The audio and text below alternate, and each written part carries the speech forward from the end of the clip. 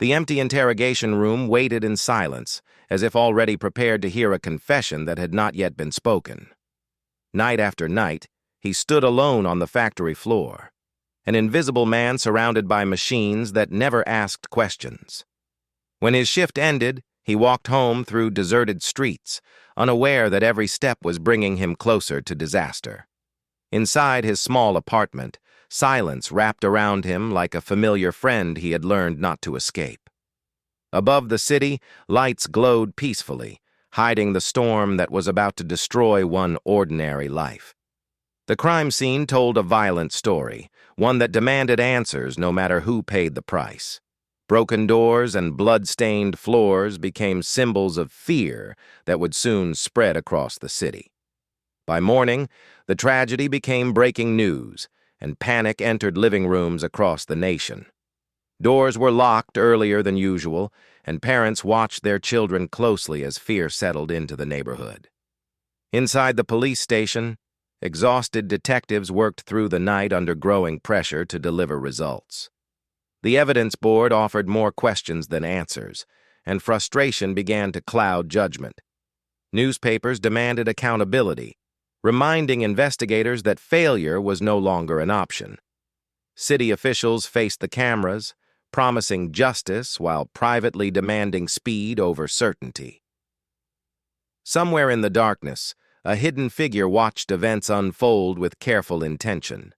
A single phone call broke the silence, carrying information that would change everything. Officers leaned in, focused and alert, believing the anonymous tip might finally end the chaos. A grainy image turned an ordinary walk into something that suddenly looked suspicious. The knock on his door came without warning, heavy with authority and finality.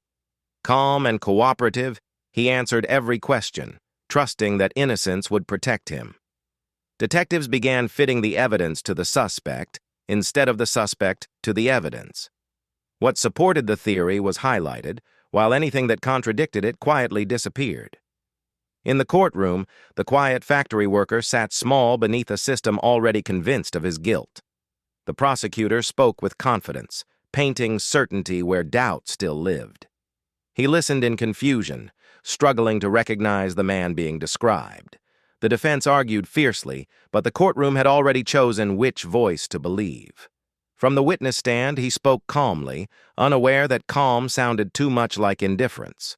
The verdict arrived in silence, carrying the weight of a decision that could not be undone. Handcuffs closed around his wrists as his freedom disappeared behind courtroom doors. Outside, reporters announced the conviction, satisfied that justice had been served.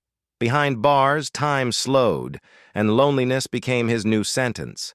Days blended together through routines that erased identity and hope. Another appeal was denied, and despair settled deeper into his posture. Years passed quickly for the world, but painfully slow for one forgotten man. Elsewhere, someone watched the news in silence, carrying secrets that refused to surface. The anonymous caller remained hidden, protected by shadows and lies. Years later, a new investigator reopened the case, guided by questions others ignored. Modern technology began uncovering truths buried beneath outdated asks. Suddenly, the pieces aligned, revealing a truth too painful to ignore. The conviction was overturned, stamped with the quiet acknowledgement of a terrible mistake. He walked out of prison alone, free but carrying the weight of stolen years. The city moved on without him, leaving freedom feeling unfamiliar and fragile.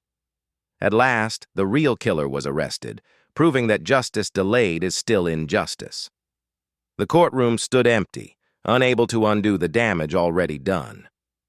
As the prison hallway faded into darkness, one question remained: who answers for the years that were taken?